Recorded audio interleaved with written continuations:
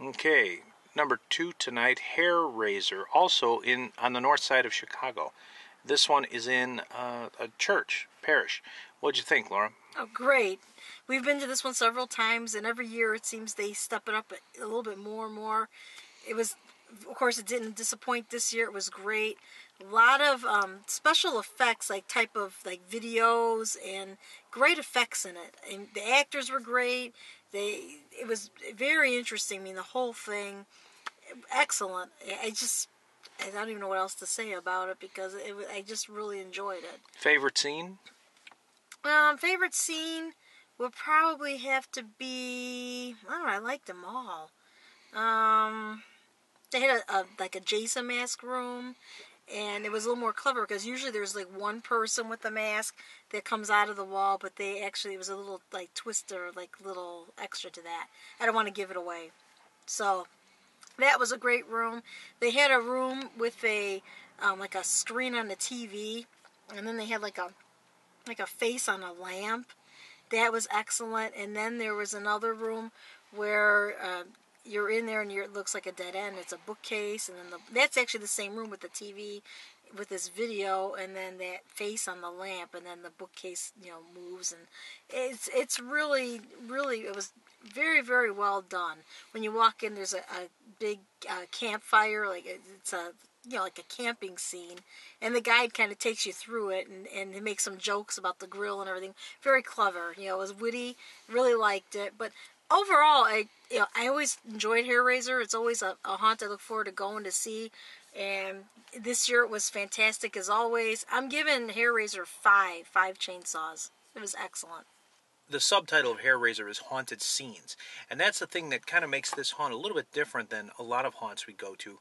It doesn't have an overarching theme or backstory. It has different scenes, and it's set up that way. So you may move from an Egyptian theme to an underground theme to a forest to a jungle to a mine. We've seen a lot of different things. We had pirate ships in there one year. There's always something different.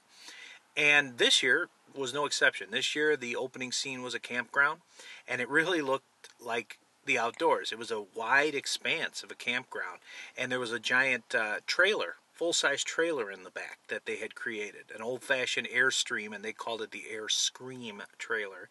Nice play on words there. And we were led with a guide who was very clever, very funny, corny jokes, but delivered well. And the trailer was cool, too. You got inside the trailer, and then when you walked outside of the trailer, you were sort of in somebody's backyard or front yard, as if this trailer was parked somewhere, and this was their driveway, if you will. So it was all interconnected. Nicely done. Nice long hallway after that with vertical stripes, black and white, and it kind of disoriented you. It made it look like the room was shrinking, and indeed at the end, the roof went down, so it actually was shrinking a bit. And then you're treated to all sorts of different scenes. There's a doctor's office. There's a cannibal shack, which was clever. Guy with his head inside a plate, which is cool. You walk in, and there's a dinner table, and the guy sitting at a dinner table is a mannequin, and he flies out. But underneath, there's a real guy with his head through a plate in the table. Yeah, that was good. And he was talking. That was clever. There's some nice laser effects. There's a spider room with some nice laser effects. There's a clown area, and you can't really tell if some of the clowns are real or not. They're really kind of creepy. There was a clown that creeped us out last year. He creeped me out again this year. The clown, the head turns, but you don't know if it's real or not. Yeah, you have to look at it. It's creepy. And the head turns so slowly that you might think it's a trick of the light, like the way you're passing it and looking at it, that it looks that way, but it actually is moving. At least I think it is. No, it moved. The head moved. I thought it might be real. They had some cool clown paintings, too, where things came out of them, like the face of the yes, clown yes, came I out. forgot to mention that. And as Laura mentioned, the last room is like a living room, a very detailed living room with lamps and a couch and paintings on the walls and a giant TV playing very weird videos and a lamp that every now and then a face would appear on. And some clever stuff happens in the room, and then there's a secret panel and all this kind of thing at the end. And it's not quite over with at the end, because you pass a long tableau. It's just like a cemetery, and then you get to an actual funeral scene with 2 corpses in real coffins and things, and that's a little bit creepy as you're going by. But this is a value haunt. It's run by some younger kids, and you'd think that This is definitely a value hunt. It's run by some younger actors, but that certainly doesn't detract because they seem to have a lot of fun with what they're doing in there. And they're funny and witty, and they're clever too with some of their scares, like Laura mentioned, the Jason mask room.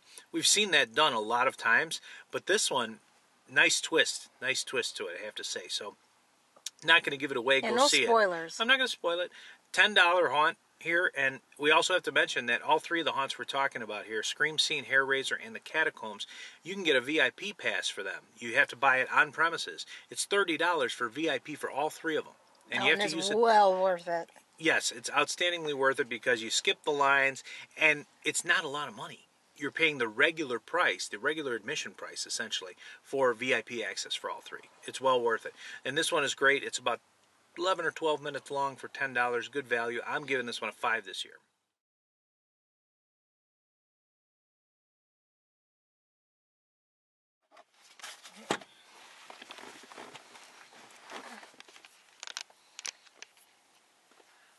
Okay.